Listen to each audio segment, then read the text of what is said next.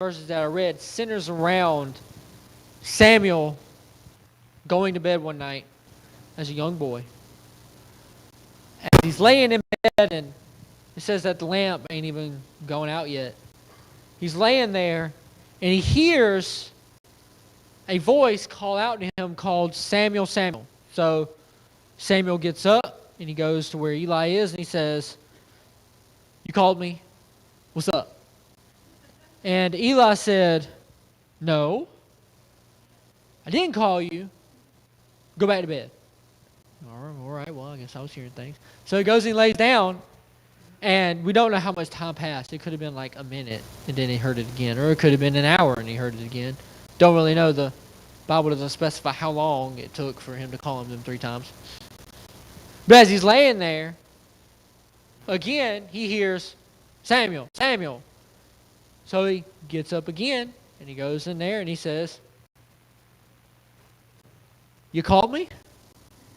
And Eli goes, "No. Go back to bed." Now, if it was me, I'd be like, "If you wake me up again, you're sleeping outside." But he says, "Go back to bed." So Samuel goes back to bed again. And again he hears, "Samuel, Samuel." Now you got to understand, at this time, when Samuel was getting called by the Lord, it said that there had been no revelations, that it seemed like God wasn't speaking like he used to. That God wasn't talking to, that God wasn't audibly talking to anyone. There was no revelations, there was no dreams, there was no visions. There was nothing. So at this point, Samuel didn't know that it was the Lord who was calling him. And for the first 2 times, I guess Eli didn't know either. I guess he was just thinking he was hearing things. But when he come in there a 3rd time and said, "All right, Eli, I know you called me this time." You can hear it in the Bible because he says, "You did call me this time." The Bible says that he looked at Eli and said, "Here I am. You did call me this time. I heard it.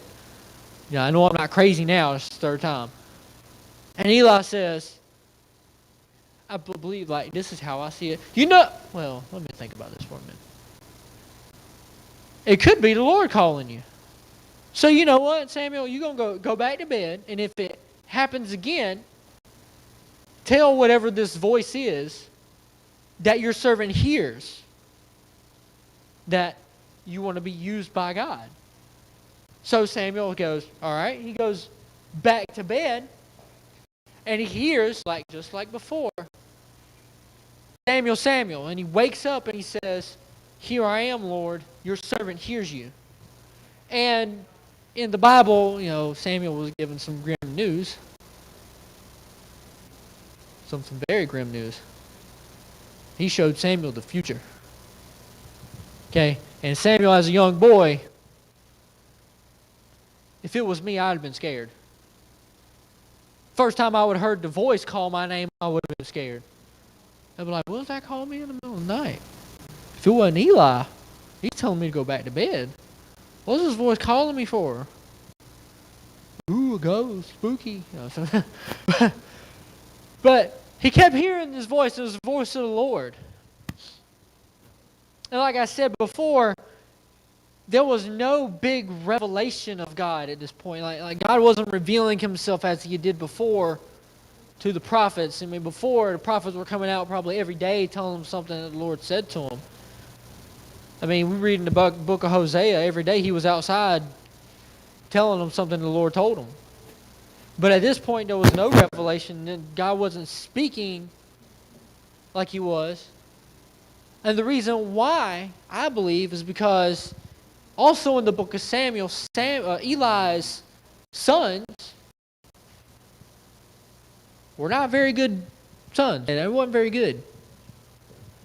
They weren't very good sons. They were sinning, and people were telling Eli this was happening, and Eli did nothing about it. Eli just let it go.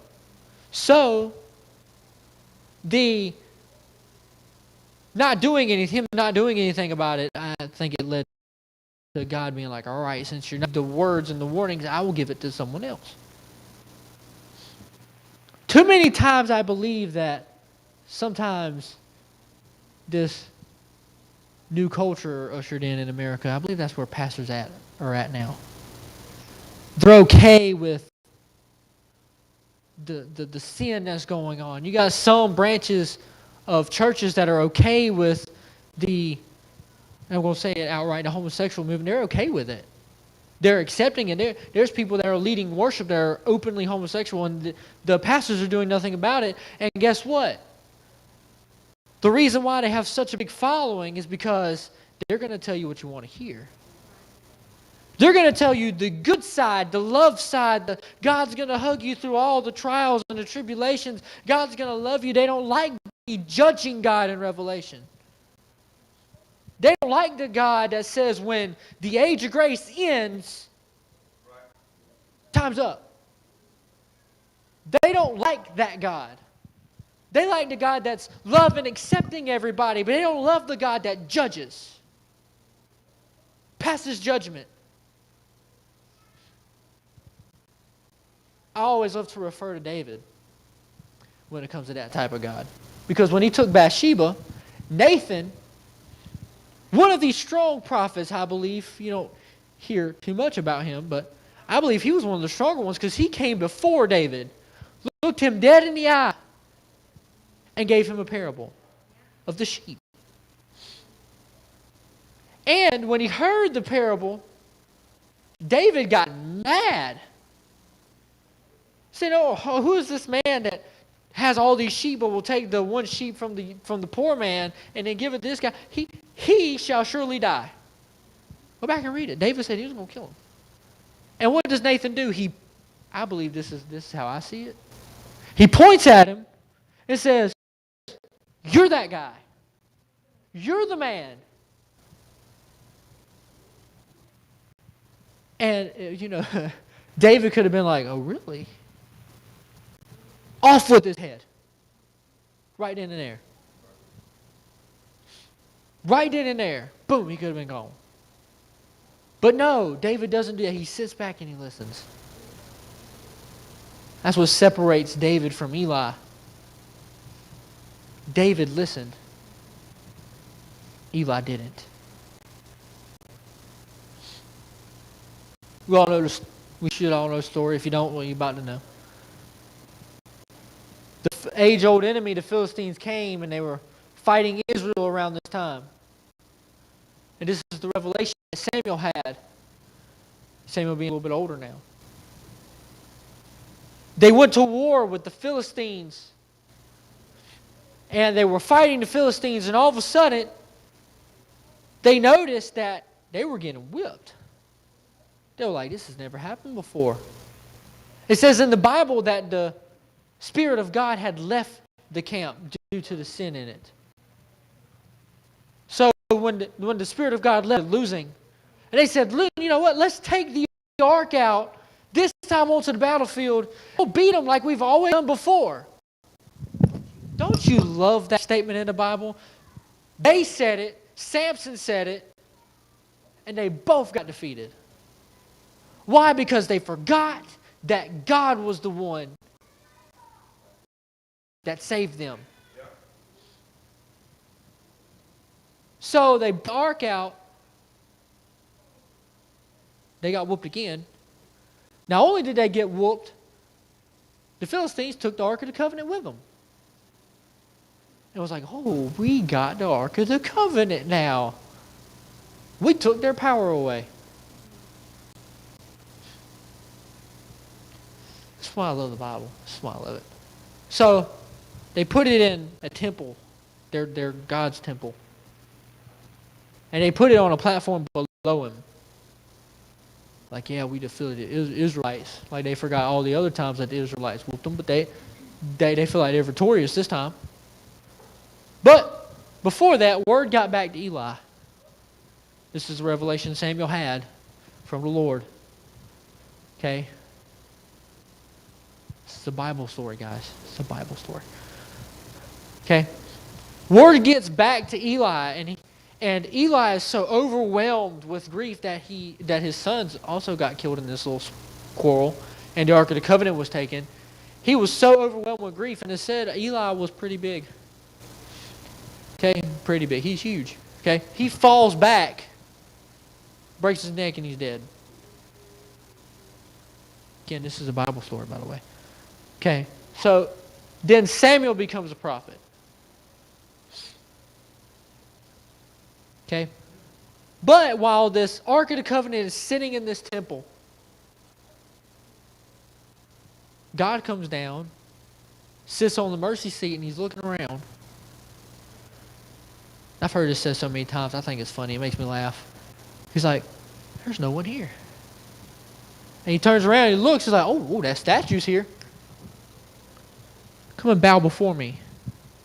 So when the Philistines come into this temple, they find that their statue is laying in front of the Ark of the Covenant. And they were like, now whoever did this has got to be a prank. This ain't right. We got to put him back to where he came from. So they pick him up and put him back on the platform. And God comes down again and looks around, doesn't see anybody. He's like, well, you again. But this time it's different. His hands are at the threshold. I never forgot where it said his head was. But the only thing laying in front of the covenant this time was his torso. And you know what the Philistines said? That ark is evil. We need to get it out of here. It's got a demon in it or something. We need to get out of here.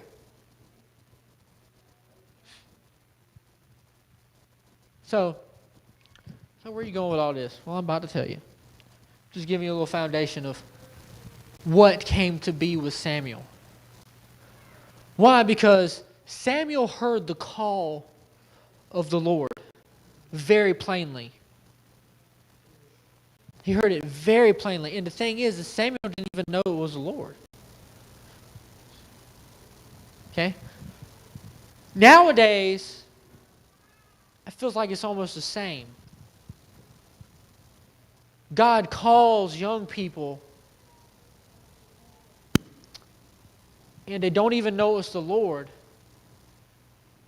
And they come to the older generation don't even know it's the Lord. They're just like Eli and told them to go back to bed. They're just hearing things.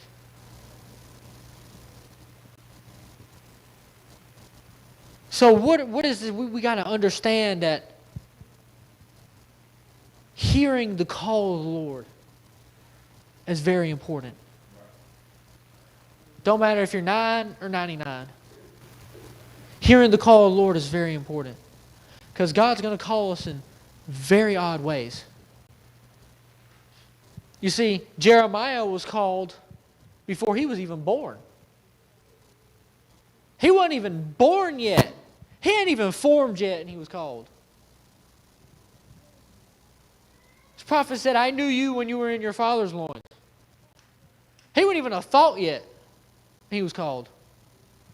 Then you got Samuel, who was given to the church, given to the temple, and then audibly called by God. Then you had David, who was anointed by a prophet and called. God's going to call us in odd ways. You know, when I felt the call while I was in high school, and I was in the youth group that my father was the pastor of, I said, I ain't never going to do what my daddy does. I can't handle people. I've been done throwing one of them young people out of the gym. I've been telling them, y'all all going home. Y'all all sent home. Go home. You know, we ain't learning nothing tonight. Y'all go home. Then he became a senior pastor, and I see what he did as a senior pastor, and I'm like, oh my gosh, that's even worse. I was like, I'd rather be a youth minister than this. He's cleaning toilets, fixing toilets. I didn't know nothing about a toilet until he asked me to come fix one with him.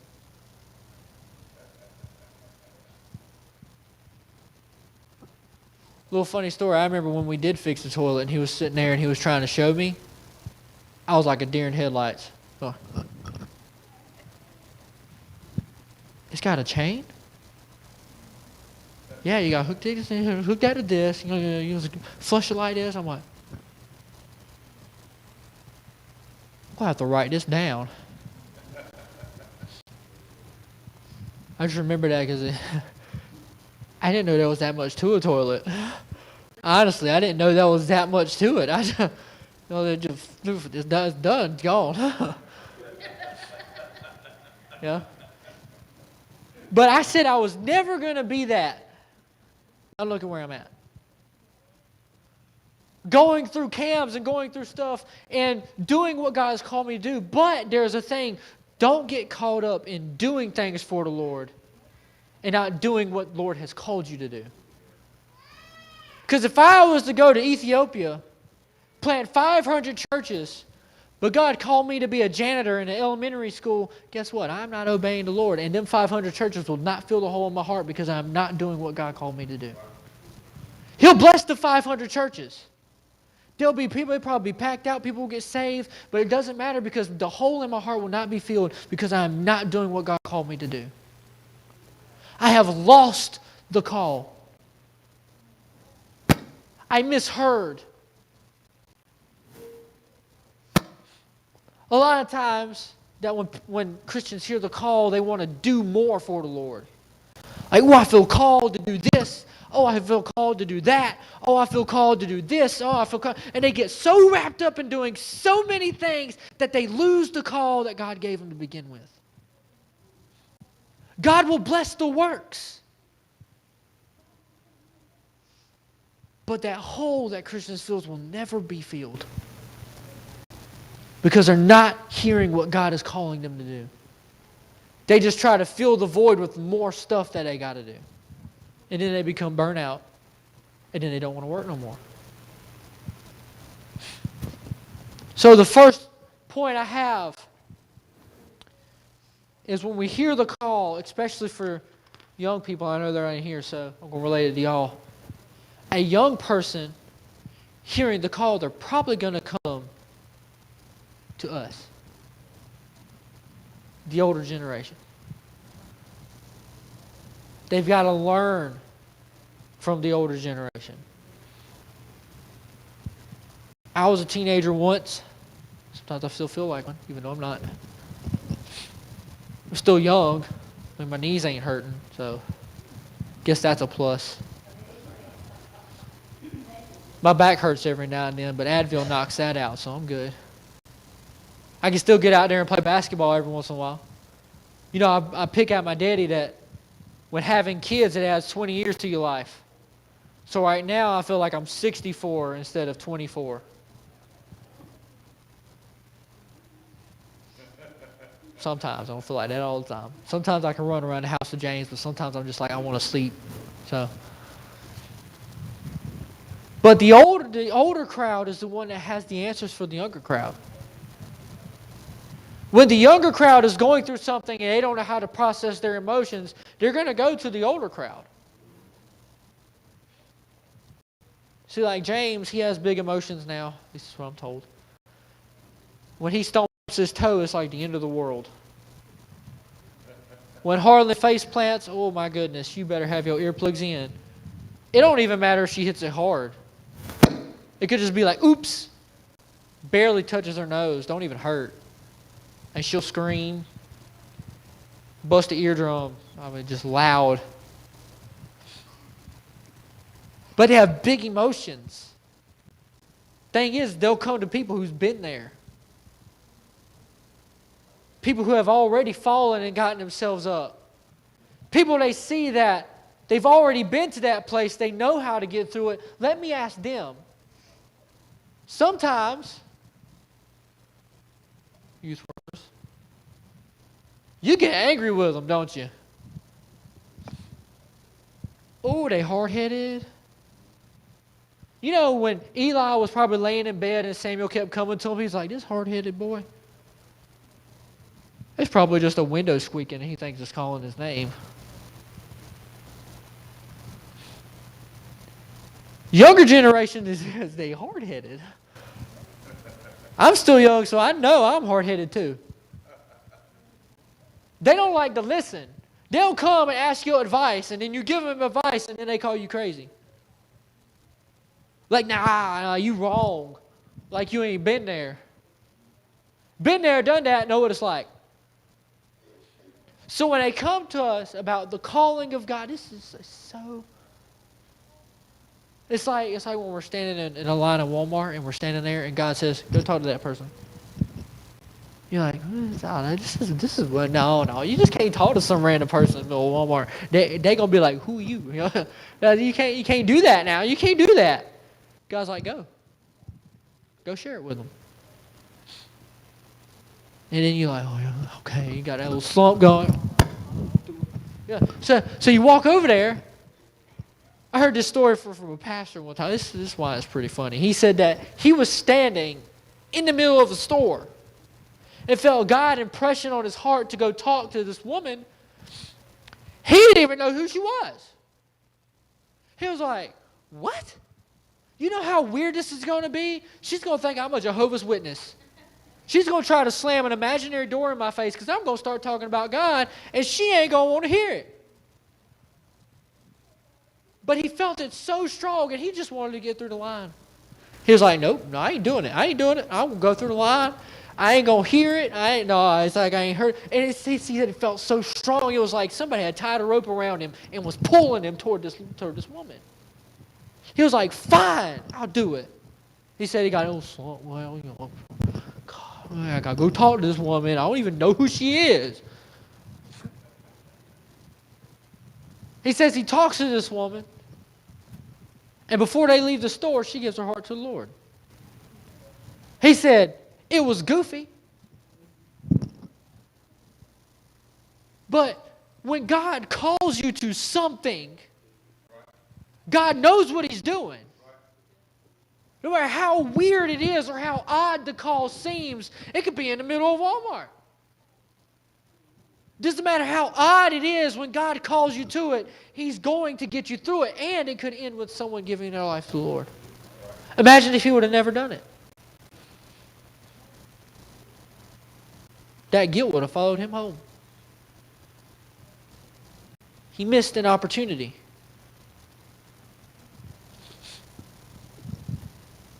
So again, sometimes in life we need help identifying God's voice as well.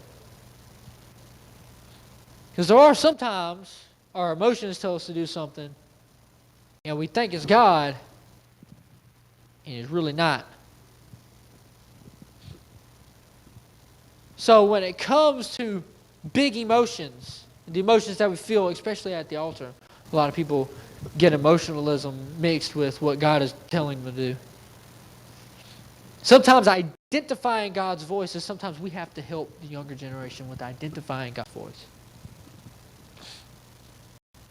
The identification. See, Eli, after the third time, finally realized it was the Lord calling Samuel.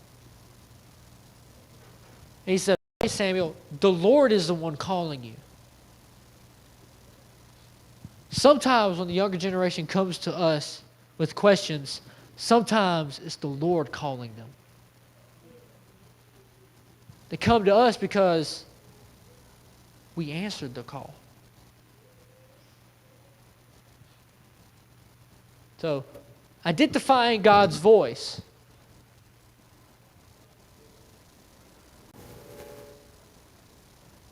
And there is always more to learn about God's calling. That's why I said it's for 9 to 99. No matter how many times we read this Bible, front to back, we will never fully grasp understand God's love. This is a 66-book love letter that he wrote to us, and we will probably never understand it until we get to heaven. We could read the same scripture 17 times, and 17 times we'll get something different out of it. See, there's some messages I preach 7 times in a row, and I preach it different every single way because I learned something different from one verse. And I'm like, ooh, that's interesting. I read a little bit further into Samuel, and it mentioned the word Shiloh at the end of this chapter. And I didn't know what Shiloh meant. So Google became my best friend, and I found out what Shiloh was. It's called, in the way it's used in chapter 3, it's the place where God speaks. That's what Shiloh means. But it also means a gift from God, or the peaceful one. That's also other two meanings of what Shiloh means. But the way it's referred in chapter 3 is it's the place where God speaks.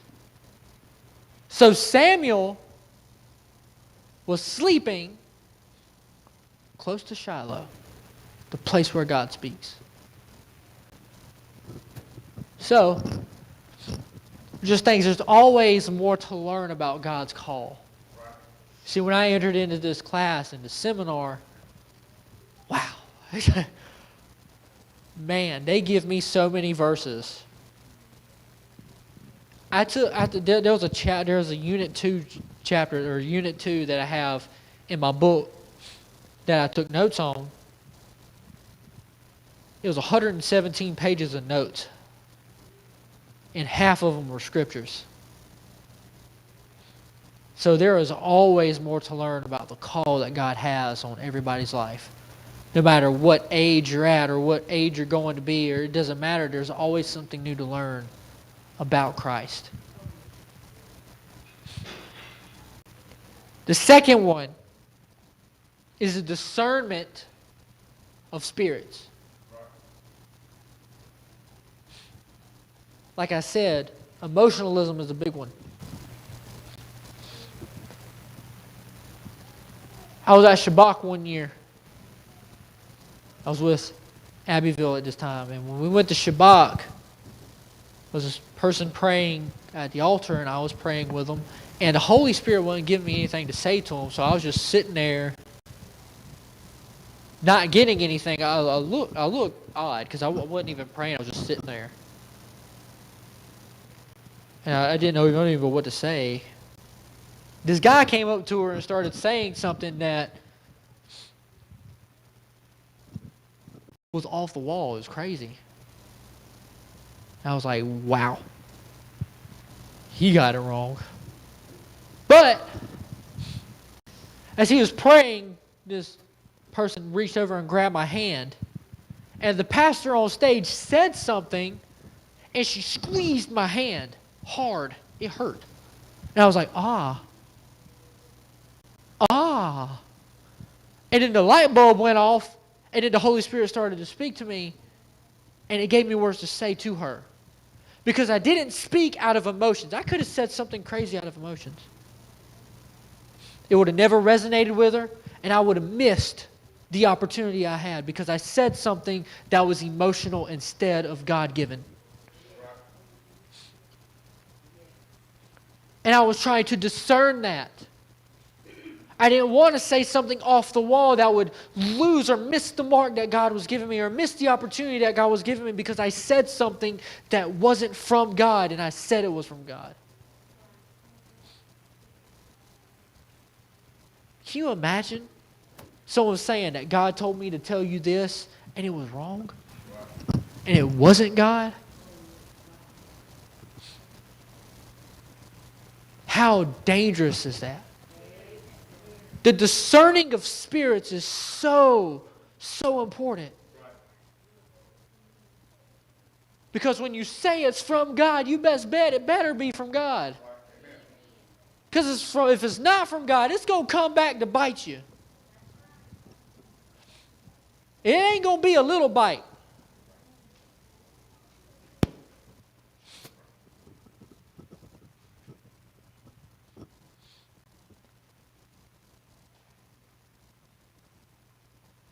Sometimes emotions can cloud our judgment.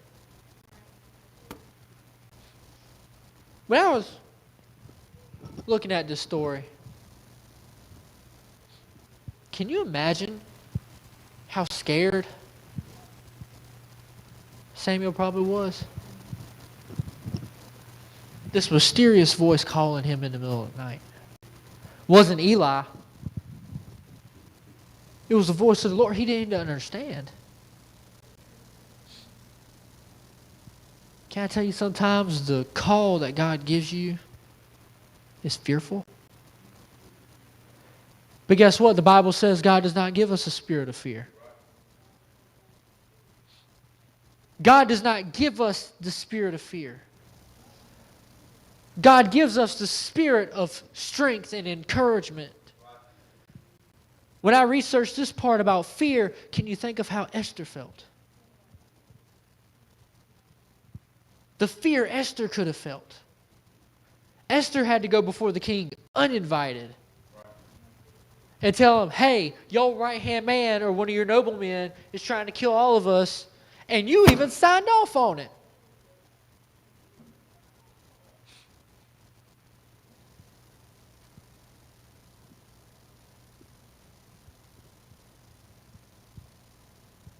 So Esther had to go before the king uninvited. But you know what's so interesting to me about that story? Before she went before the king, she called on everybody to fast with her and to pray with her. Even though God was calling her, just like the first point I made, she asked the saints to pray with her. She asked the saints to fast with her. She asked the whole crowd to go and touch God's throne with her.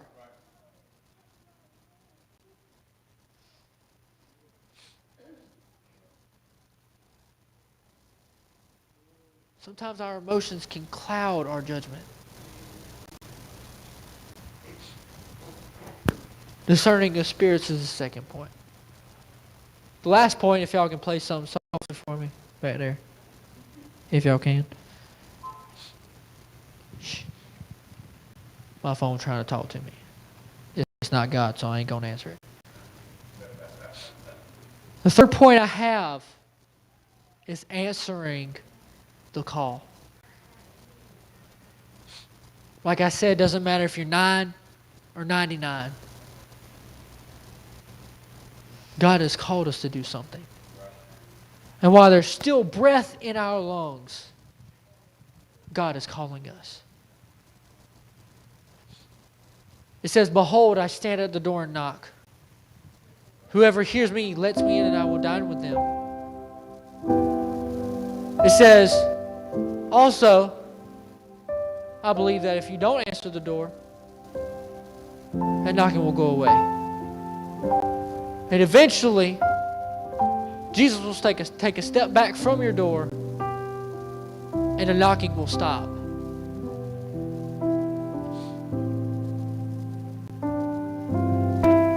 See, I don't want to be that person that God leaves the doorstep of my door. I don't want to be that person. I want to answer the call that God has given me. See, I'm young. I have a lot of pent-up energy right now. I want to spread the news to everybody.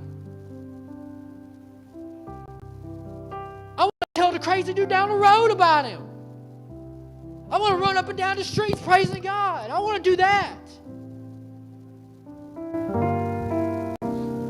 I want to be such a bright light in darkness that they can't help but see the light. That's the kind of call I want to answer. And I look around. I read the news. You know how depressing the news is? The church has kept the light inside the walls. They darkened the windows. They can't see the light. And we keep it inside four walls. We have the answer. It says in the Bible, the gates of hell should not prevail. But behold, God knocks at the door, and He keeps knocking for His church. And we allow darkness to creep in. Just look at Greenwood. Ministers allowing people right. Get up there and say it's okay.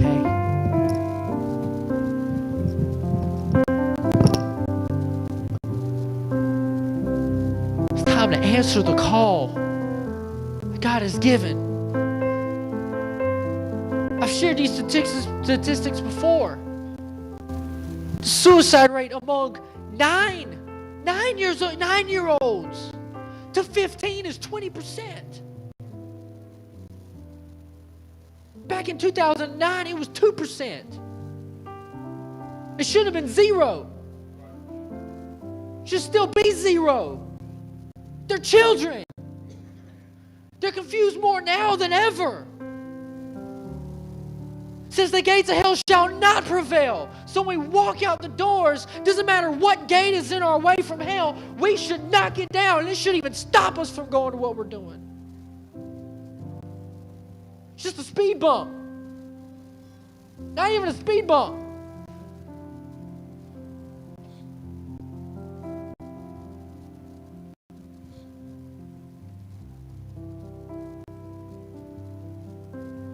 The younger generation is confused. Answering the call that God has given us. Some people say it's hard. No, it's not. It's a hard question to answer. No, it's not. It's hard to figure out what God's calling me. No, it's not. What has God called us to do? It's right here. It's right here. In the pages. In the love letter He wrote you. It's right here. He tells you what He wants you to do. And how He wants you to do it. It's not a hard question to answer. Where do I start, God? It's right here. What do I do, God? Love people.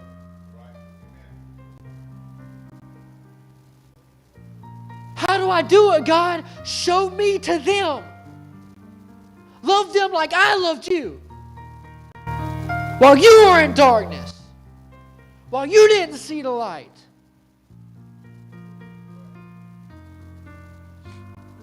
Doesn't even matter if I was the only one. He still would have went to that cross. Answering the call. What is it? To reach a lost and hurting world. And the people in it. What should be your mission field? The neighbor right next to you. What should be your mission field? The person right across from you. What should be your mission field? The person sitting on the pew next to you.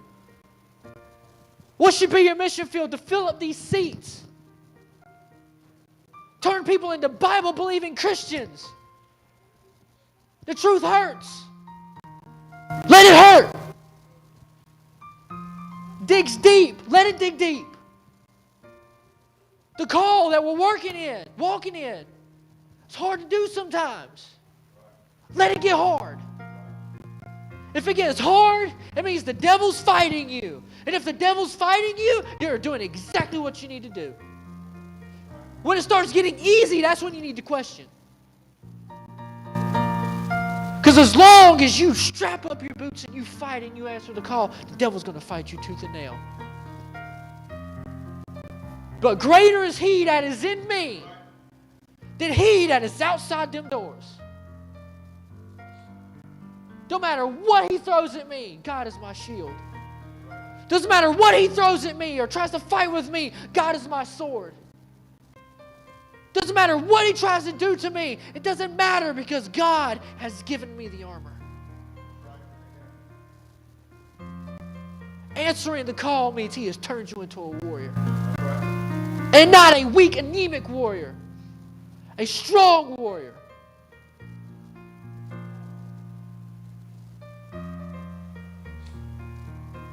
Will people be aggravated at you? Probably. Will the young people we're trying to reach be hard-headed? Yeah, they will. Will you try to lead them to the right thing? Will they get mad at you? Yes, they will. Will they tell you you're crazy because you're a Bible-thumping Christian? Yes, they're going to call you that. But guess what? It doesn't matter what they call me, because I know in whom I believe. And I will stand on the foundation that this word has given me. I will answer the call that God has given me, no matter who I lose on the way. No matter who turns their back on me, I'll love them. Because guess what? God loved them. God loved them enough to go to that cross for them. You understand? I don't think we understand the brutality of the cross. When Europe became an empire and started to take over the Holy Roman Empire, it wasn't taking over the Holy Roman Empire. When they started looking into what the Holy Roman Empire was doing to the criminals when they would arrest them and they were crucifying them, they called the cross one of the most brutal things to do to anybody. It is the worst way to go. You're suffocating while feeling the pain. When you drown, you suffocate feeling the pain in your chest. When you burn, you feel the pain everywhere. But when you're on the cross, there are so many nerve endings in your hand that while you're suffocating, it feels like you're burning.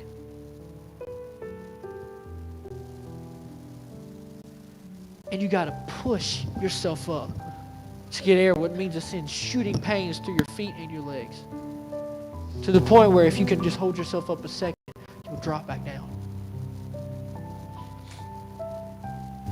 The brutality of the cross. What God did for us. He left glory. He left a throne in heaven to put on flesh.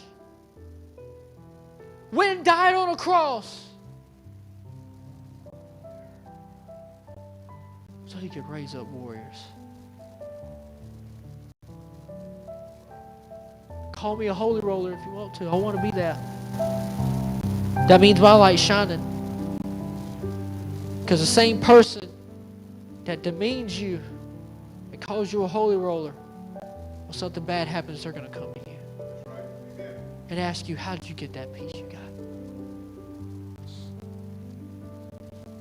Answering the call that God has placed on our lives.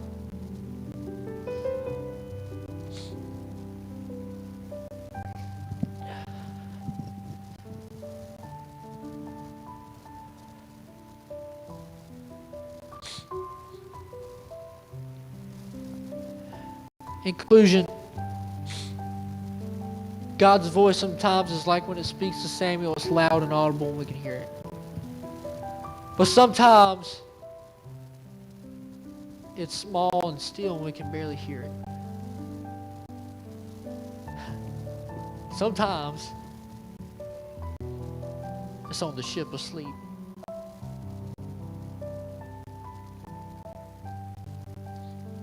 Daddy shared it with it. My father shared it with us this morning. On a boat.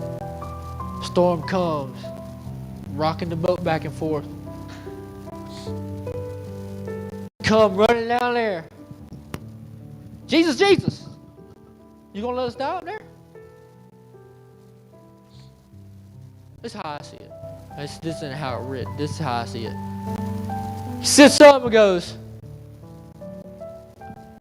"Oh, ye of little faith." What? You didn't see the waves, did you? You down here sleeping. You down here napping. The way the boat's rocking must be rocking you to sleep because it's crazy to us up there.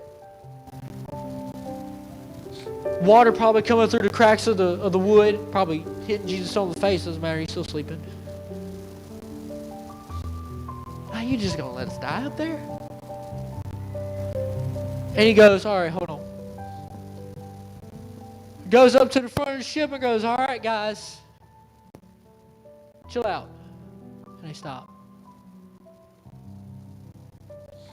And the disciples were amazed by it. What? It baffles me every time they say, what manner of man is this? Have you not seen him before? Have you not been walking side by side with him? When he touched the untouchable, loved the unlovable, feed 5,000 people with just a few loaves of bread and 2 fish? Were you out beside him then? What manner of man is this that the waves and even the wind listen to him when he speaks? How would it be? When that storm comes, I'm standing on a ship, I have enough faith that God will get me to the other side. That's right.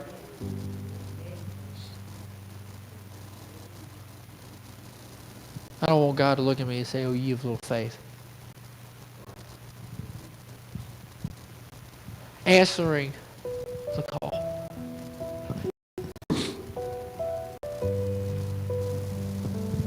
Church, I'm pretty sure every one of us in here is saved. Some of us probably longer than others. Can I tell you, I've heard this before and it's very real. I point a finger at you and there's 5 pointing back at me.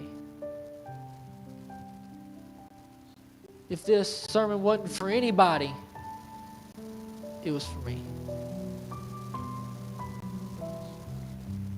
If it didn't touch one person in here, it touched me. Because sometimes I'm scared of the call. The road looks hard. The call looks difficult. I got to minister to people that probably won't listen to me. I got to talk to people that probably won't heed my words. Listen to the warning. But I hear the same thing every time I pray. You preach the word. I'll bring the people.